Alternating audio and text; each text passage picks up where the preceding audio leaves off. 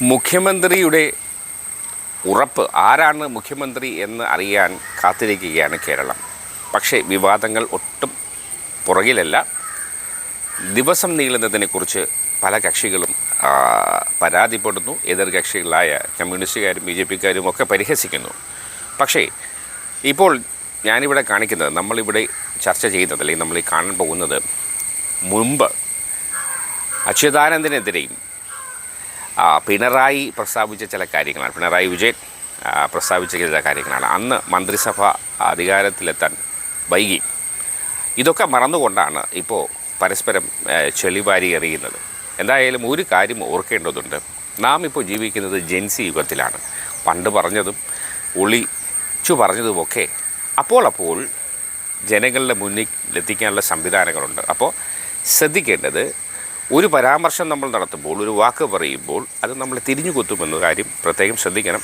ഞാൻ പറഞ്ഞു നീട്ടുന്നില്ല. എന്തായാലും നമ്മുടെ മുൻ മുഖ്യമന്ത്രി പിണറായി വിജയൻ്റെ ആ ഒരു പ്രസംഗം കേൾക്കാം. ഒപ്പം ഇതിനെതിരെ, അതിന് ബദലായി അച്യുതാനന്ദൻ പിണറായിക്കെതിരെ പറയുന്ന ആ ഒരു വിശകലനം കേൾക്കാം. ആദ്യം നമുക്ക് പിണറായി എന്തു പറയുന്നു എന്ന് കേൾക്കാം. പൊതുനിലപാടിൽ നിന്ന് വ്യത്യസ്തമായ പരസ്യ പ്രസ്താവനകൾ വി എസിന്റെ ഭാഗത്തു നിന്നുണ്ടായതാണ്.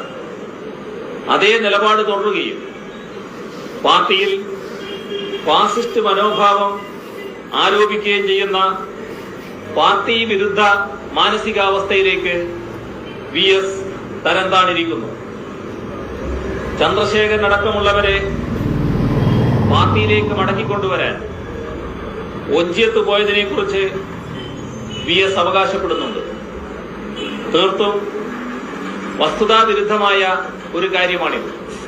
രാഷ്ട്രീയവും പ്രത്യയശാസ്ത്രപരവുമാണ് തന്റെ ഭിന്നതകളെന്ന് സഖാവ് വി എസ് പറയുന്നതിന് യാതൊരു അടിസ്ഥാനവുമില്ല. രാഷ്ട്രീയമായ വ്യതിയാനമാണ് ഭിന്നമായ അഭിപ്രായങ്ങളെ അടിച്ചമർത്തുകയും വ്യത്യസ്ത സ്വരങ്ങളെ ഉന്മൂലനം ചെയ്യുകയും ചെയ്യുന്ന സംഘടനാപരമായ പ്രവണത എന്ന സഖാവ് വി എസിന്റെ യുക്തി കേന്ദ്ര കമ്മിറ്റിക്ക് അംഗീകരിക്കാൻ കഴിയില്ല.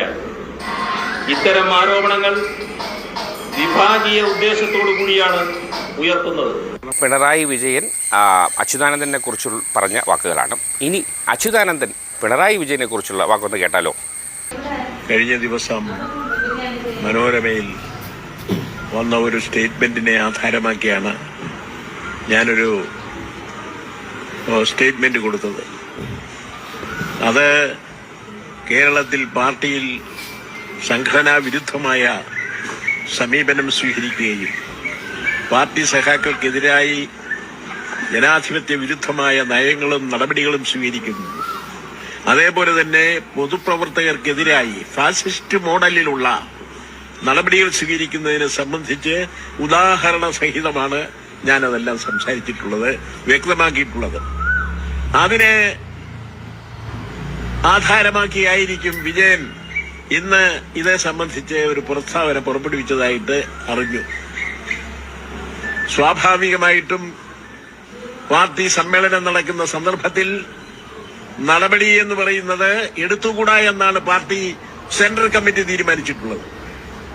അയാൾ ഏതാണ്ടെല്ലാം എനിക്കെതിരായിട്ട് നടപടി സ്വീകരിച്ചിരിക്കുന്നു എന്ന് പത്രക്കാരോട് ഇങ്ങനെ പറഞ്ഞിരിക്കുന്നു, താണ നിലപാട് ഞാൻ സ്വീകരിച്ചിരിക്കുന്നു എന്നൊക്കെ.